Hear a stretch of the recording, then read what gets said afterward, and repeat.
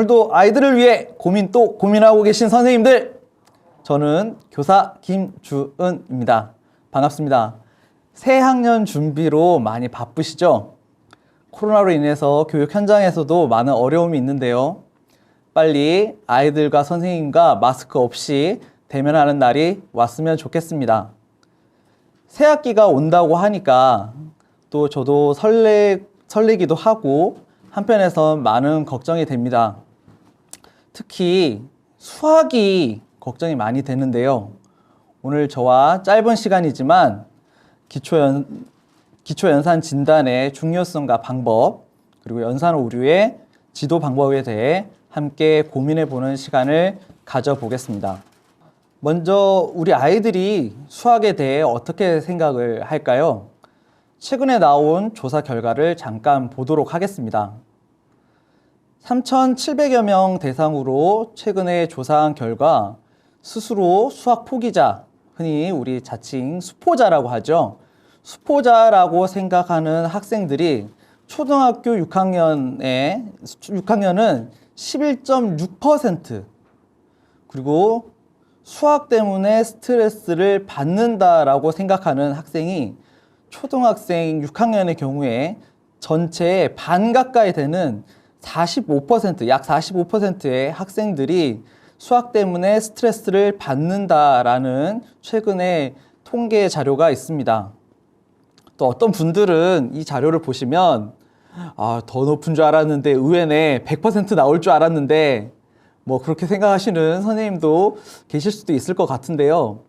저는 이 자료를 보면서 우리가 단순히 초등학교 선생님이니까 초등학교 6학년 학생들에 대해서만 볼 게 아니라 우리 고등학교까지 이렇게 쭉 봤을 때 고등학교 2학년을 대상으로 조사한 결과 스스로 수학 포기자라고 생각하는 수포자는 32.3%, 무려 3분의 1의 학생이 자신을 수학 포기자라고 생각을 하고 있고, 수학 때문에 스트레스를 받고 있다고 하는 학생이 무려 70%가 넘는 그런 상황에서, 그럼 과연 이 학생들이 계속 우리가 통계 자료를 봤을 때 퍼센테이지가 점점 올라가고 있는데, 단순히 이 학생들이 고등학교의 내용이 너무 어려워서 수학을 포기하였을까? 저는 그렇게 생각하지 않습니다. 사실 초등학교 때부터 조금씩 수학이 어려워지고 포기를 하게 됨으로써 마지막에 이렇게 퍼센테이지가 나왔다고 생각을 하는데요. 그래서 초등교사로서 다시 한번 수학 교육에 대해서 무거운 책임을 느끼게 됩니다. 다음으로 추가로 2015년도에 초등학생을 대상으로 한 다른 조사 결과를 보도록 하겠습니다. 1, 2학년 대상으로 초등학생이 가장 어려워하는 과목과 이유를 물었는데요. 총 22,088명의 학생을 대상으로 했는데 공부할 때 가장 어려운 과목이 1, 2학년 대상으로 했을 때 수학이 역시나 수학 57%를 차지를 하고 있고요. 그 중에서 수학 교과 중에 가장 어려운 부분에 대해서 물었을 때 연산이 역시나 67%, 그 외에 시계, 시각, 길이, 높이, 무게 이런 것들은 연산에 비하면 어렵다고 생각을 별로 하지 않는 것 같습니다. 그럼 이번에는 3, 6학년의 조사 결과를 보도록 하겠습니다. 3, 6학년 학생들이 수학에 대해서 어떻게 생각하냐고 물었을 때 63%의 학생들이 공부할 때 가장 어려운 과목을 수학으로 꼽았고요. 그 중에서 가장 어려운 부분은 무엇이냐? 역시나 연산이 32%의 비율을 차지를 하고 있습니다. 물론 초등학교 3, 6학년에 올라감에 따라서 약수, 배수, 분수, 소수 이러한 개념들을 많이 배움에 따라서 연산에 대한 어려움이 그렇게 높지 않았던 것 같긴 하지만 여전히 연산에 대한 학생들의 두려움은 크다고 생각합니다. 역시 우리의 예상을 빗나가지 않았죠. 자, 그럼 선생님들께 질문을 한번 던져보도록 하겠습니다. 자, 선생님들은 수학이 정말 재미있고 쉬우신가요? 그거에 대해서 대답을 네! 라고 분명히 얘기하실 수 있는 분이 얼마나 되는지 궁금합니다. 선생님, 제 눈을 보고 말씀을 해보세요. 네. 네, 선생님, 저도 사실 수학을 너무 싫어했던 학생이었거든요. 네, 벌써 이제 저도 아이들을 가르친 지 10여 년 가까이 됐는데, 여전히 수학은 저한테 사실 아이들을 가르치면서도 어렵고 재미없다라는 생각이 제 머릿속에 들어와 있는 것 같은데요. 만약 수학이 재미있고 쉽다라고 생각하시는 선생님들은 아마 제 생각에 초등학교 때 수학 공부를 할 때 매 단원마다 이전 내용을 완벽하게 잘 익히고 다음 내용을 공부를 하셨지 않았을까라는 생각을 해봅니다. 이처럼 우리에게도 어려운 수학이 아이들에게도 수학이 어려운 이유를 한번 찾아보겠습니다. 수학은 먼저 위계성이 강한 특징을 가지고 있죠. 우리가 여기 있는 자료를 잠깐 보시면 수화연산이라는 단원에서도 1, 2학년 때 4자리 이하의 자연수를 배우고 그리고 3, 4학년 때 분수, 소수를 배우고 이렇게 5, 6학년에 이전 단계를 해서 약수와 배수 이런 내용들을 배우고 있고요. 수화연산에서도 2자릿수 자연수의 덧셈과 뺄셈, 1자리 자연수의 곱셈을 1, 2학년 때 배우고 3, 4학년 때 3자릿수 이상의 덧셈, 뺄셈, 곱셈과 나눗셈, 그리고 분수의 덧셈, 뺄셈, 소수의 덧셈, 뺄셈 이런 내용들을 배우면서 이전 내용을 알 수가 없으면 다음 내용을 알 수 있습니다. 좀 더 구체적으로 보도록 하죠. 2015 개정교육과정에서 덧셈과 뺄셈 관련돼서 1학년 1학기부터 최종 3학년 1학기까지 덧셈과 뺄셈의 기초를 배우고 있는데요. 1학년 1학기, 1학년 2학기, 그리고 2학년 1학기, 3학년 1학기에 걸쳐서 3학년에 걸쳐서 지금 배우고 있고요. 곱셈의 경우에는 2학년 1학기에 처음 우리가 묶어세기를 처음 배우고 2학년 2학기 때 곱셈 99, 우리 9구단을 열심히 외우고 3학년 1학기 때 2자릿수 곱하기 1자릿수 그리고 3학년 2학기 때 3자릿수 곱하기 1자릿수 그리고 2자릿수 곱하기 2자릿수 등의 내용들을 배우고 있습니다. 나눗셈의 경우에도 3학년 1학기 때 똑같이 나누기, 곱셈과 나눗셈의 관계 등을 알아보는 시간을 가지고요. 3학년 2학기에 나눗셈, 몇십 나누기 몇을 배우고 4학년 1학기 때 곱셈과 나눗셈 2자릿수 나누기 2자릿수, 3자릿수 나누기 2자릿수로 함으로써 4학년 1학기까지 나눗셈을 공부를 하고 있습니다. 그런데 우리가 이렇게 생각을 해보면 우리가 덧셈, 뺄셈, 곱셈, 나눗셈을 배웠을 때 처음부터 끝까지 한 번에 배우지 않죠. 우리가 2학년 1학기 때 배웠다가 2학년 2학기에 배웠다가 3학년 1학기에 배웠다가 3학년 2학기에 배웠다가 4학년 1학기에 배웠다가 이렇게 계속 학기마다 조금씩 배우고 있는데요. 아이들의 입장에서 현 교육과정상 보통 10차시 정도의 내용을 한 단어의 내용으로 봤을 때 아이들은 얼마나 이해를 하고 있을까요?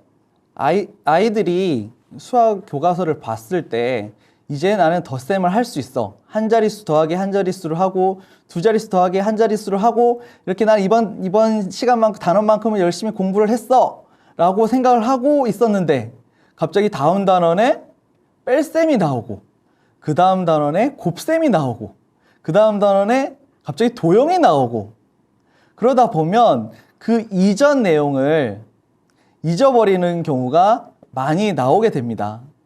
그런데 수학은 앞의 내용을 완벽하게 잘 이해하지 못하면 뒤의 내용을 제대로 진행할 수 없다는 그런 위계성을 가지고 있기 때문에 결국 앞에 있는 내용을 제대로 하지 못해서 이것이 수학학습의 부진으로 이어지는 특징을 가지고 있어서 선생님들께서 항상 염두에 두셔야 되는 부분은 수업 내용의 이전 학습에 되새김질이 항상 필요하다고 생각을 합니다.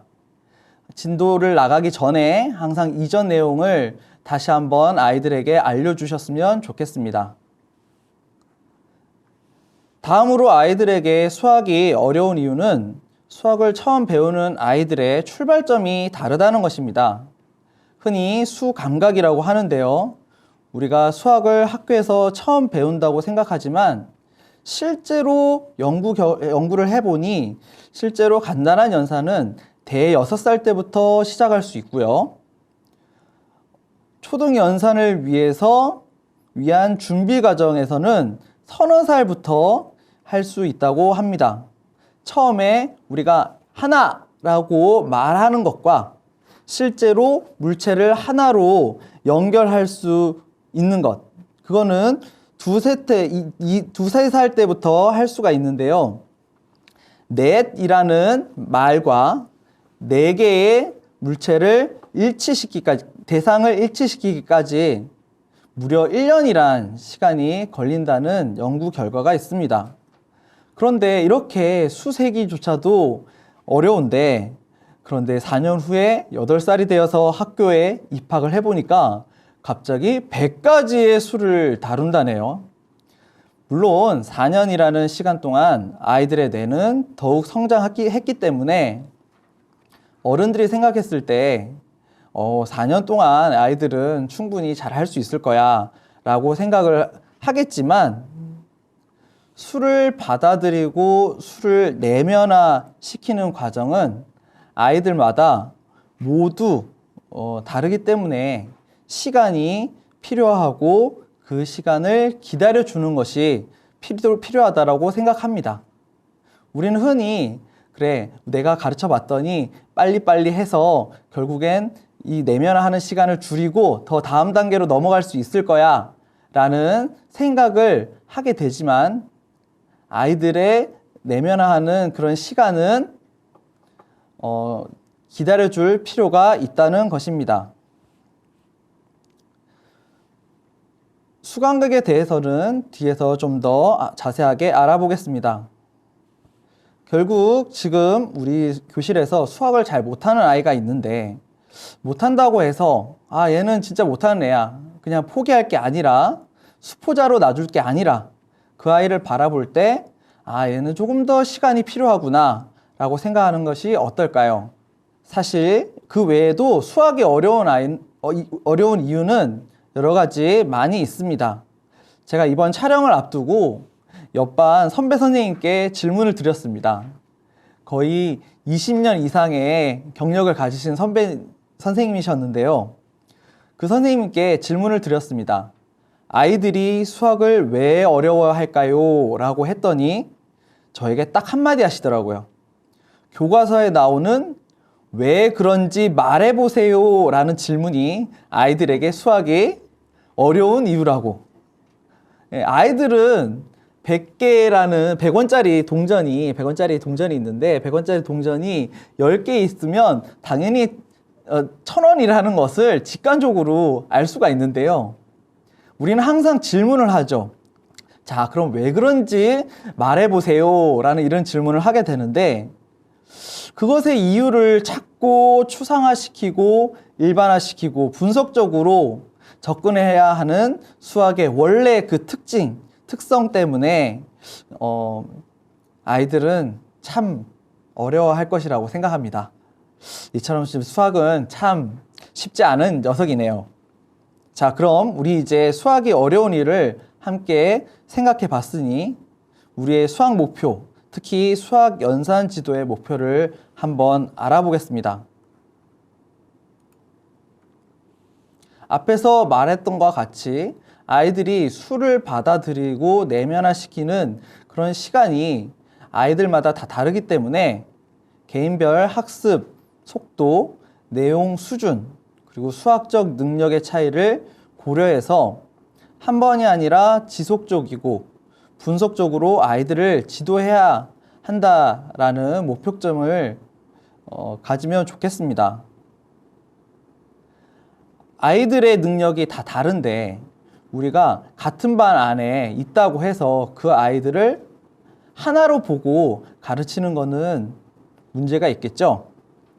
아이들의 수학 연산 능력을 향상시키려면 결국 각 아이마다 분석적으로 대응해야 되지 않을까요? 이 아이들이 어디까지 수를 내면 할 수 있는지, 어느 부분에서 수학학습의 결손이 일어났는지 명확히 찾고 어떤 부분이 5개념인가를 정확히 찾기 위해서 이 시국에 진단 키트를 이용해서 우리의 적인 전염병을 잡는 것처럼 결국 우리가 먼저 할 일은 바로 정확한 진단. 그럼 진단 방법을 함께 확인해 보겠습니다.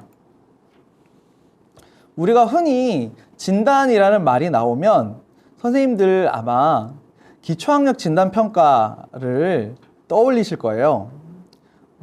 기초학력 진단평가는 전국 단위 기초학력 진단을 할 수 있는 공신력 있는 평가고요. 실제로 학부모들의 신뢰도도 높은 편입니다.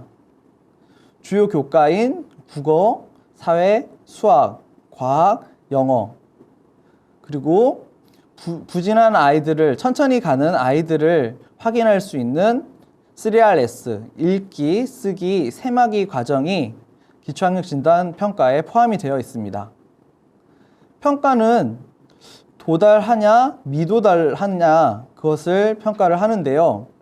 매년 난이도에 따라 기준이 조금씩 변경되고 있습니다. 3RS, 세마기의 경우에는 탄탄 1, 2, 탄탄은 1, 2학년 과정을 다루는 내용이고 쑥쑥 1, 2, 이것은 1학년부터 3학년까지 한 것을 연산에 대한 내용을 평가하는 것입니다. 제가 1, 2로 표시한 것은 1학년, 탄탄 1과 탄탄 2는 동형 문제라는 것을 말씀드리고자 합니다. 진단 이후에는 보정학습, 늘품위, 베이스캠프, 기초 튼튼 수학 등 여러 개발된 자료들을 활용을 해서 보정학습을 할 수 있다는 장점이 있습니다. 이 기초학력 진단평가를 그럼 우리는 어떻게 활용을 할 수 있을까요? 1차적으로 우리가 처음 3월 달에 학생들을 만났을 때 학생 수준을 전반적으로 대략적으로 파악하기에 아주 용이합니다. 그리고 학부모에게 우리가 학기 초가 되면 학년 초가 되고 학기 초가 되고 수시로 이제 성적에 대해서 상담을 할 때 학생 수준에 대해서 설명할 때 적절한 측면을 가지고 있고요.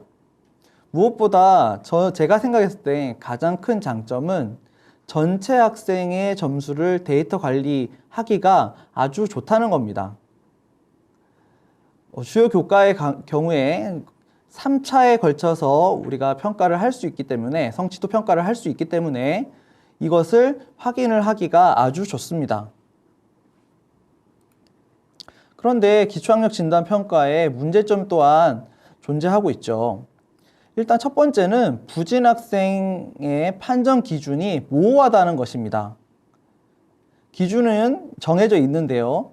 그럼 17개를 통과하는 기준으로 생각을 했을 때 17개는 도달이냐?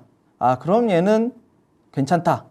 16개는 미도달이니까 얘는 다시 해야 돼. 이렇게 할 수 있느냐? 그런 부분이 있고요. 혹시 그리고 선생님들은 그런 경우 없으세요? 진단평가에서는 도달 수준으로 나왔는데 이후 수학 시간에 지도를 해봤더니 계산할 때 큰 5개념을 가지고 있거나 도달 수준이 아닌데 어떻게 통과를 했지? 이런 의문을 가지시는 경우가 있을 겁니다.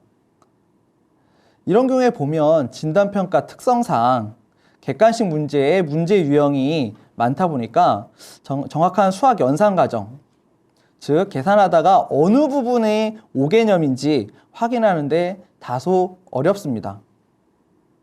또한 진단평가 문항은 직전 학년 또는 학기 중 학습 내용에 한정이 돼 있어서 예를 들어서 4학년 학생의 경우에 4학년 3월 달에 수학 진단평가를 보면 3학년 내용만 다루기 때문에 1, 2학년 때 어디서 결손이 있는지 바로 찾기는 어렵다는 것이죠. 그럼 우리는 어떻게 기초학력 진단평가를 보완할 수 있을까요? 제가 생각했을 때는 수감각 그리고 연산 유창성 도구를 활용을 해보는 것이 좋을 것 같습니다. 그리고 그 전에 있었던 내용, 기본적인 연산 계산을 한꺼번에 한번 해보는 것이 좋을 건데요. 구체적인 내용은 다시 설명을 드리겠습니다. 수감각에 대해서 아까 잠시 말씀을 드렸는데 다시 한번 의미를 파악해 보겠습니다. 수감각이라는 것은 수의 의미, 즉 숫자 5가 5개를 의미하고 숫자 8이 8개 혹은 8명, 8번째를 의미하는 그런 수의 의미, 그리고 다양한 수 사이의 관계를 이해하는 것, 4가 2의 2배이다. 이런 것, 수에 대한 상대적인 크기를 인식하고 3은 1보다 2 크다. 9보다 4 작은 수는 5이다.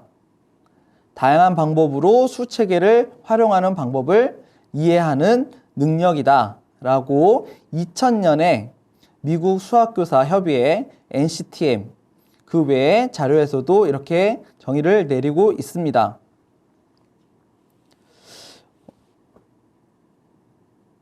무질서한 6개의 점을 허공에 제가 한번 찍어 보겠습니다. 그 내용을 순간적으로 제가 찍고 나서 선생님들한테 보여주지 않고 다시 숨겼을 때 우리는 흔히 하나, 둘, 셋, 넷 이렇게 세지 않죠. 그렇게 바로 예를 들어서 6개라고 대답할 수 있는 것, 그것을 우리는 직산이라고 하는데요. 이런 예와 같은 것들을 우리는 수감각이라고 생각할 수 있을 겁니다. 그럼 한번 선생님들의 수감각 테스트를 해 보겠습니다. 잠시 뒤에 몇 개의 점이 나오는데 몇 개인지 제가 잠깐 보여드릴 건데 한번 맞춰보세요. 자, 준비.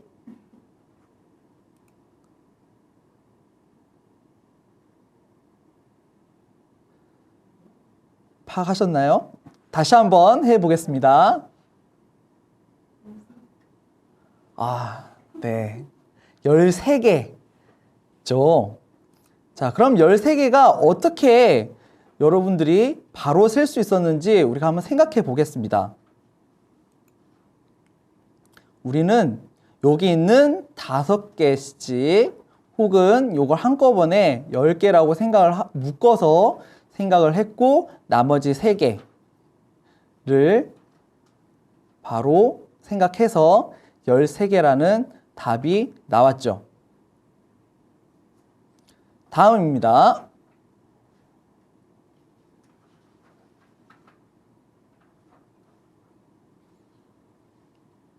자, 방금 보여드린 숫자는 몇 개일까요? 바로 7개죠. 7개인데 7개를 우리가 개수를 셀 때도 우리가 하나, 둘, 셋, 넷, 다섯, 여섯, 일곱 이렇게 세지 않았습니다. 우리는 머릿속으로 요 5가지를 먼저 묻고 나머지 2개를 생각을 해서 우리는 바로 7개라고 대답을 할 수 있었던 거죠.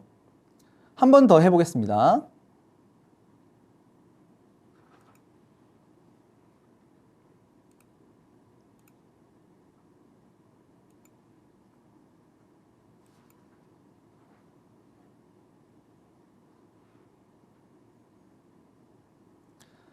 총 몇 개일까요?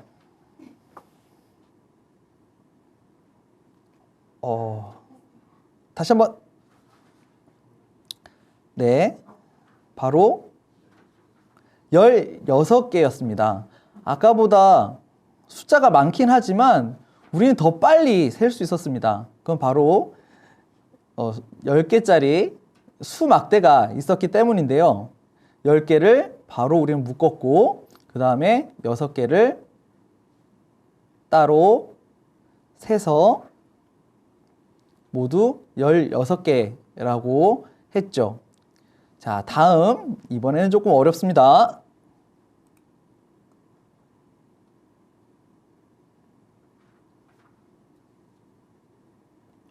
몇 개일까요? 네, 12개였죠. 12개인데 우리가 이걸 셀 때도 물론 선생님들은 바로 그냥 9개, 3개라고 생각하실 수 있겠지만 우리는 기본적으로 얘를 저쪽으로 보내서 10개라고 묶고 2개를 찾았습니다. 이렇게 묶어 셌을 때 우리는 좀 더 빨리 숫자를 파악할 수 있는 거죠.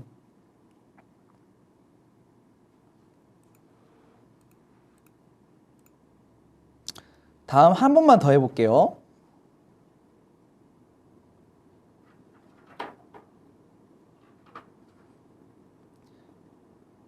이번에는 격자 형식의 수 모형을 가지고 했는데요. 우린 이걸 10개로 묶었고 그리고 6개를 파악한 후에 바로 16개라는 답을 찾았습니다. 이처럼 우리는 10개를 묶을 수 있는 능력이 있는데요. 이런 것을 바로 수감각이라고 할 수 있겠습니다. 그럼 수감각이 중요한 이유를 한번 보도록 하겠습니다. 유치원기의 수감각 능력이 학력기 수학 능력을 측정한다. 그리고 수감각이 수학학습 부진을 예측할 수 있는 가장 핵심적인 요소다. 초등학교 6학년 대상으로 수감각 능력을 조사해 봤더니 수와 연산에 대한 기본 지식과 연산 능력은 있으나 수감각이 현저하게 낮다라는 연구 결과들이 있는데요. 특히 마지막 연구의 같은 경우에는 우리나라 특성상 학생들이 계산 능력은 뛰어나나 기본적인 수감각이 없다라고 할 수 있는데 우리 옆에 있는 잠깐 피라미드 그림을 보면 연산을 하기에 앞서서 가장 기본이 되는 것은 바로 수감각과 수세기라고 할 수 있습니다. 이제 기초학력 진단평가뿐만 아니라 수감각을 확인을 해보는 진단 또한 필요하다는 생각이 드시나요? 그런데 이것을 어떻게 해? 라는 생각이 드실 겁니다. 여러분을 위해서 여러 곳에서 진단 도구를 개발하고 있는데요. 저는 선생님들이, 교사들이 모여서 만든 배움 찬찬히 연구회라는 곳에서 만든 진단 도구를 예로 가져와 봤습니다. 여기서는 수의 크기와 수의 순서를 진단을 먼저 하고 있는데요. 수의 크기를 여러 가지 문제를 통해서 어떤 것이 더 큰가, 그리고 수의 순서는 다음에 어떤 것이 들어가면 수의 순서가 맞는가, 이런 것들을 평가를 통해서 확인을 하는데요. 주어진 시간 내에 숫자가 더 큰 것을 찾거나 숫자가 더 작은 것을 바로바로 찾을 수 있는가, 그리고 수의 순서를 알고 있는가 등을 테스트하는 진단 도구입니다. 연산 유창성에 대해서도 한번 알아보겠습니다. 연산 유창성이라는 것은 흔히 여러분들이 생각했을 때 연산을 효율적으로 정확하게 하고 한마디로 계산을 빨리 할 수 있는 능력입니다. 주어진 시간 내에 연산 문제를 빠르고 정확하게 풀 수 있는 능력인데요. 연산 영역에서의 자동화라는 표현을 쓰기도 합니다. 하지만 이 연산 유창성이라는 것은 계산 능력을 향상시키기 위해서는 반드시 수 감각이 기반이 되어야 합니다. 그래서 학생들의 수학 성취도에 중요한 영향을 미치고 연산 영역에 자동화는 문장제 문제 해결 등의 높은 수준의 수학 문제를 해결하는데 가장 기본이 되는 기능이 된다는 연구 결과가 있습니다. 최근에 인천광역시 교육청에서 2021년 코로나 시기에 아이들의 기초학력이 떨어지는 것을 향상시키고자 연산 유창성 프로젝트라는 이름으로 읽기 유창성과 연산 유창성에 관해 프로젝트를 진행을 한 적이 있습니다. 자료를 보시면 구2와 덧셈 사전 사후 결과를 비교를 해 볼 수 있는데요. 동그라미라고 표시되어 있는 부분에서 특히 조사를 했을 때 사전에 비해서 상해 학생들은 3개, 그리고 하해 학생들은 6개 정도 그 연산 유창성을 향상시켰을 때 효과가 있는 걸로 나옵니다. 물론 어떤 선생님들께서는 당연히 상위권의 학생들은 당연히 더 향상될 게 없어 라고 생각을 할 수 있겠지만 그렇게 보실 게 아니라 하에 있는 학생들이 사후에 프로젝트를 진행한 사후에 봤더니 중 정도의 학생 수준에까지 올라갈 수 있고 중에 있던 학생들은 이런 유창성을 향상시키기 위한 프로젝트를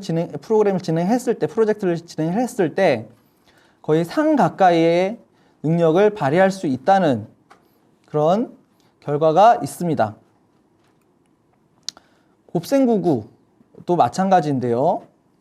특히 하해 학생의 경우에는 10개 가까이 처음에 6개 정도 곱셈을 할 수 있는 학생이 실제로 이렇게 수학 연산 유창성을 진행을 했을 때 거의 10개 가까이 향상됐다는 것을 알 수 있습니다. 이러한 자료들을 보았을 때 연산 유창성이 중요하다고 할 수 있겠죠. 그럼 이것을 어떻게 진단할 것인가? 이번에도 배움 찬찬히 연구에 있는 자료를 가져와 봤는데요. 9 이하의 덧셈 뺄셈, 그리고 합이 10 이상의 덧셈 뺄셈, 그리고 두 자릿수 더하기 한 자릿수, 두 자릿수 빼기 한 자릿수, 그리고 곱셈 99 이런 내용들을 1분의 30문항을 풀고 1분 종료 후에 맞은 개수를 파악하는 걸로 진단을 하고 있습니다.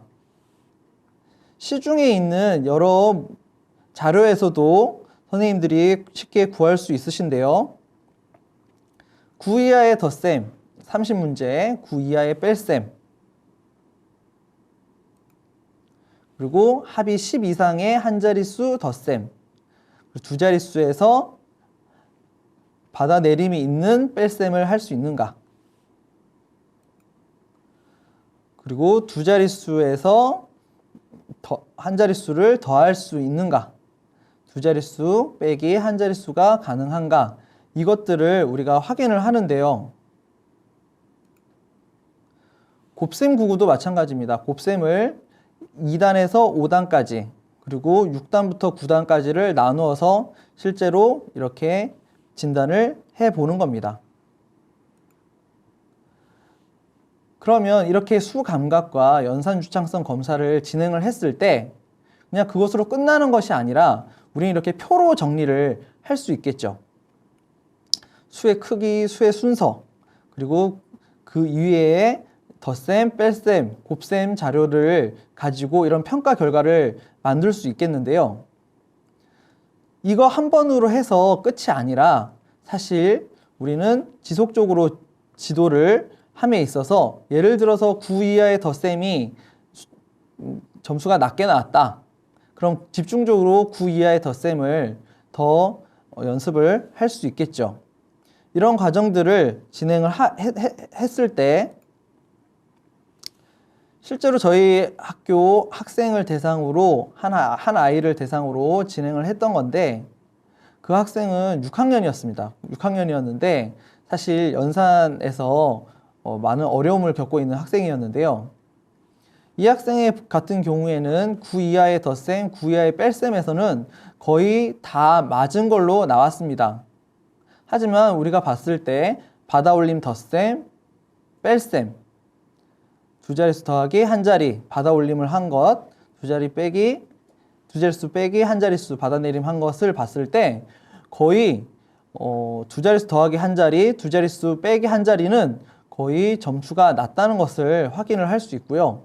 곱셈99의 경우에도 이 아이의 경우에는 곱셈99를 잘하고 있구나 이렇게 판단을 했습니다. 그래서 저는 1차 이렇게 진행을 하고 나서 지도한 후에 다시 한 달 후에 다시 같은 문제를 풀게 했습니다. 풀게 했을 때 잘 나왔던 그런 평가 내용에 대해서는 진행을 하지 않았고요. 조금 낮게 나온 부분에 대해서 진행을 했더니 받아올리 덧셈은 거의 다 맞은 걸로 나왔었고 전반적으로 향상이 되었다고 하지만 여전히 받아내림, 뺄셈과 두 자릿수 빼기 한 자릿수 받아내림, 뺄셈의 어려움을 겪고 있다는 것을 알 수 있습니다. 추가로 제 표에 보면 지금 단어 읽기 40초 하는 것도 있는데요. 이 내용도 조금 설명을 드리겠습니다. 요즘 우리가 그 수학 문제를 풀거나 어떤 문제를 해결함에 있어서 문해력이 아주 많이 낮다라는 얘기를 많이 하는데요. 실제로 수학 문제를 이해하기 위해서는 언어 문해력도 매우 중요합니다. 그래서 우리가 40초 단어 읽기를 실제로 해보고 혹은 다른 방법들을 통해서 이런 문해력을 테스트하는 것이 필요하다고 할 수 있겠는데요. 50가지의 단어를 40초 안에 제대로 읽을 수 있는가, 이 뜻을 해석할 수 있는가를 확인하는 것입니다.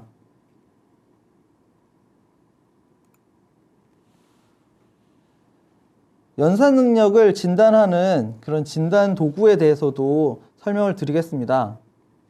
2학년 때는 두 자릿수 더하기 한 자릿수, 두 자릿수 더하기 두 자릿수, 두 자릿수 빼기 한 자릿수, 몇십 빼기 두 자릿수, 두 자릿수 빼기 두 자릿수, 이렇게 설명하니까 조금 와닿지 않으시죠? 제가 자료를 잠깐 보여드리겠습니다. 2학년 1학기에 이제 검사를 하는 내용인데요. 같은 내용의 내용들을, 같은 내용이 있는 것들을 묶어서 4문제씩만 풀어서 한 장 안에 다 만들었습니다. 이 내용을 풀고 나서 우리가 확인을 했을 때 어떤 부분에서 오개념이 일어났는지 확인할 수 있겠죠. 이것은 10분 안에 이제 확인을 하는 건데요. 이 걸린 시간도 중요하기 때문에, 유창성에 있어서 중요하기 때문에 시간도 체크를 같이 합니다. 3학년 같은 과정에 있어서는 제한 시간 15분으로 해서 세 자릿수 더하기 세 자릿수, 세 자릿수 빼기 세 자릿수, 나눗셈, 곱셈, 분수, 소수, 이러한 내용들을 다루고 있습니다. 3학년 2학기에는 곱셈, 세 자릿수 곱하기 한 자릿수, 두 자릿수 곱하기 두 자릿수, 그리고 나눗셈은 두 자릿수 나누기 한 자릿수, 세 자릿수 나누기 한 자릿수, 가분수는 대분수로, 대분수는 가분수로 이렇게 바꿀 수 있는 내용을 한 장에다가 정리를 해서 평가를 하는데요. 결국 이것의 목적은 부족한 부분 5개념을 잡고 그 5개념을 잡은 상태에서 다시 이 시험을 봐서 얼마나 향상도가 이루어졌느냐 판단하기 위한 것입니다. 수학 유창성을 이러한 평가지로 진단한 후에는 교육청에서 개발한 여러 자료들도 쓰기 참 좋거든요. 먼저 토닥토닥 수학이라고 인천시 교육청에서 2021년에 개발한 자료가 있습니다. 저희 학생의 경우에는 사실 1의 개념, 10의 개념, 100의 자리 개념이 제대로 갖춰지지 않은 학생이었는데요. 이 토닥토닥 수학이라는 내용은 지속적으로 수학대를 활용을 해서 수 감각을 향상하는 내용입니다. 인천시 교육청 누리집에 들어가면 확인을 할 수 있습니다. 한번 잠깐 들어가 보도록 하겠습니다. 인천시 교육청에 들어간 후에 초등학습 자료라는 내용이 있습니다. 통합 검색에서 토닥이라고 치면 많은 자료들이 나오는데 특히 기초학력 유창성 프로젝트 자료라는 것이 있습니다.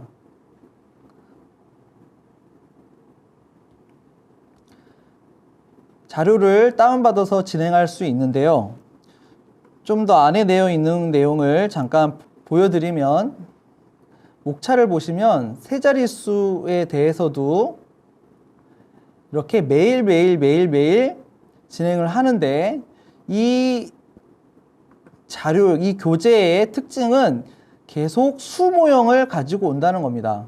수 모형이 100개가 1개 있고 10이 5개, 1이 5개 있을 때 155라는 숫자를 다루는데 이 내용들을 지속적으로 10일에 거쳐서 진행을 하고 그 이후에 두 자릿수 더하기 한 자릿수와 같은 내용들도 끊임없이 수 모형을 가지고 설명해서 아이들이 쉽게 이해를 할 수 있었습니다.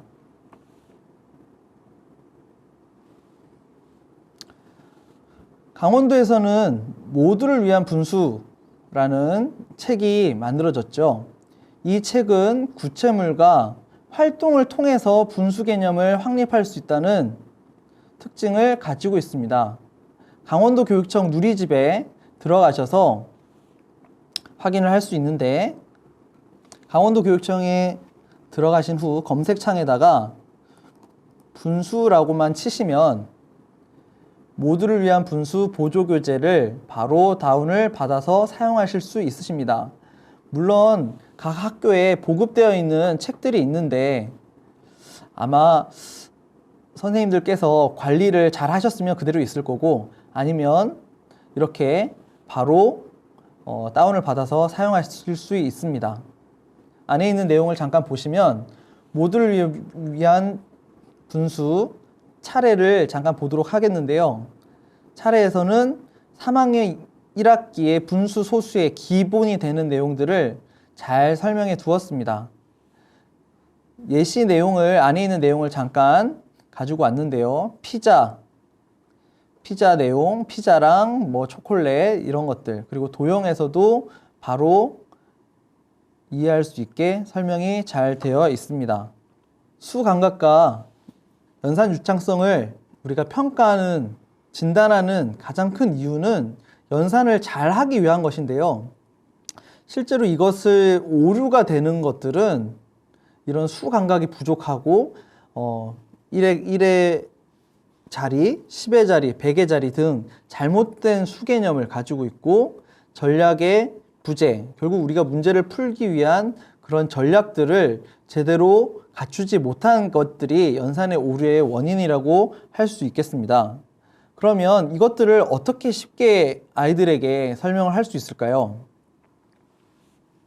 다양한 시각적 모델을 사용하는 방법이 제가 생각했을 때 가장 좋지 않을까라는 생각이 드는데 특히 수 배열표, 수 모형, 렉앤렉, 수직선 이런 내용들을 통해서 우리는 연산 오류를 쉽게 지도할 수 있습니다. 먼저 수 배열표인데요.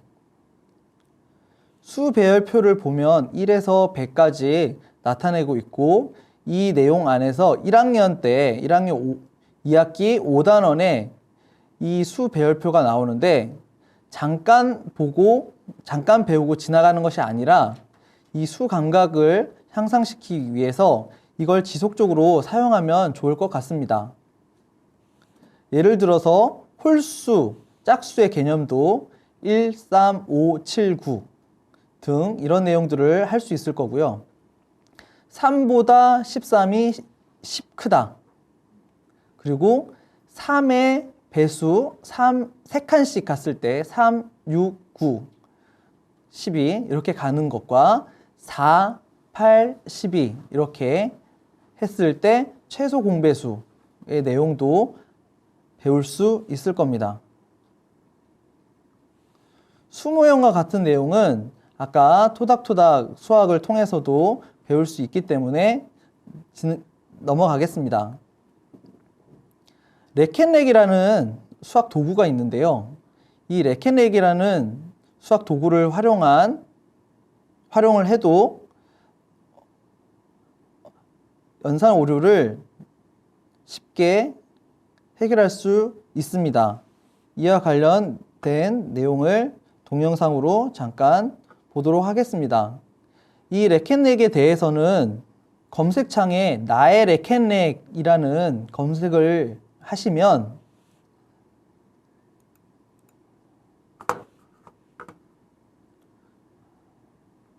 무료 자료실이 있는데요. 무료 자료실을 보면 수업 영상과 학습지가 무료로 업로드 되어 있어서 선생님들이 활용하기 좋습니다. 그럼 이 동영상 내용을 잠깐 보도록 하겠습니다. 자, 이 레켄렉에 대해서 소개를 해줄게요. 이거는 여러분들이 수학을 더욱더 쉽고 재미있게 할 수 있는 교구예요. 이거를 하면은 여러분들의 머릿속에 이 구슬이 저장이 돼서 나중에 수학을 더 쉽게 할 수 있어요. 자, 레켄렉을 할 때 몇 가지 규칙이 있는데 그 규칙을 소개를 할게요. 먼저 한 줄에 구슬의 개수가 몇 개인지 봅시다. 빨간색 구슬이 몇 개인가요? 5개. 하얀색 구슬은 몇 개가 있죠? 5개. 네, 그러면 한 줄의 구슬의 개수는 모두 몇 개가 있죠? 10개. 네, 10개가 있습니다. 자, 레켄렉으로 구슬의 수를 나타낼 때는 이 왼쪽으로 옮겨야 돼요. 왼쪽과 오른쪽이 구별이 안 되면은 노란색 쪽으로 구슬을 옮기면 수를 나타낸다고 생각하면 돼요. 자, 예를 들어 선생님이 구슬을 이렇게 옮기면 몇을 나타낼까요? 2. 네, 잘했어요. 자, 이렇게 나타내면 몇을 나타낼까요? 4. 네, 잘했고요. 자, 이번에는 이렇게 했습니다. 몇일까요? 4. 네, 잘했습니다. 자, 선생님과 공부한 내용을 생각하면서 레켄렉 1일차 학습지를 한번 풀어보세요. 레켄렉이라는 자료를 통해서도 수 감각을 향상시키는 데 도움이 될 것 같습니다. 마지막으로 수직선이 있는데요. 수직선을 활용하는 데 있어서 이렇게 줄만 그어져 있는 빈 수직선을 활용하면 좋을 것 같습니다.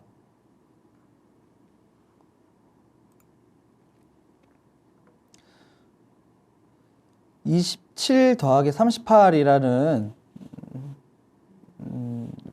덧셈이 있다고 했을 때 우리는 이것을 수직선에서 표현을 한다고 하면 27에서 먼저 쉽게 3을 먼저 가고 그 다음에 5로 간 다음 총 8칸을 갔죠.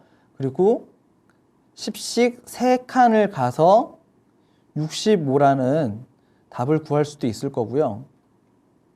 27에서 3칸을 먼저 간 다음 쉽게 우리가 30부터 3칸, 10씩 3번을 가서 60에서 다시 5로 가는 방법. 그리고 27에서 바로 38과 가장 가까운 40이라는 숫자까지 더한 다음 거기서 2칸을 앞으로 가서 구하는 방법 등 다양한 전략을 수직선에서 알 수 있습니다. 또한 뺄셈도 65에서 38을 빼는 경우에 10씩 3번을 가고 8칸을 빼서 구하는 방법. 65에서 제일 가까운 40까지 뺀 다음, 쉽게 뺐을 때 25까지 간 다음 다시 덜 뺐으니까 2칸을 더 가서 27로 구하는 방법, 27이라는 답을 구하는 방법.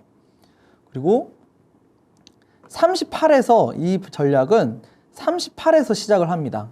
38에서 시작해서 40까지 2칸을 간 다음 20만큼 하고 5를 가서 결국 65와 38의 그 차이를 이용한 것이고요. 38에서 45까지 7칸을 단 다음 20칸을 가서 하는 방법 등 다양한 전략을 빈 수직선을 이용해서 활용할 수 있습니다. 선생님들도 활용을 해보시면 좋을 것 같습니다. 정리를 해보도록 하겠습니다. 연산지도를 하기 전에 진단이 무엇보다 중요하다는 것을 다시 한번 말씀드리고 싶고, 기초학력 진단평가, 수감각, 연산유창성 검사를 통하면 조금 더 아이들의 부족한 부분을 확인을 하기 좀 더 좋을 것 같고, 단지 일회성이 아니라 개별적으로 분석적으로 접근을 하자라는 말씀을 드리고 싶습니다. 그리고 아이가 수를 받아들이고 내면하는 과정을 편안하게 기다려주는 것도 사실 중요한 것 같습니다. 또한 연산 유창성을 위해서 교육청에서 만든 여러 가지 자료를 잘 활용을 하고 다양한 시각적 자료를 활용한다면 우리 아이들이 더 잘 수학 연산을 해결할 수 있고 자신감을 가질 수 있지 않을까요? 이상 교사 김주은이었습니다. 감사합니다.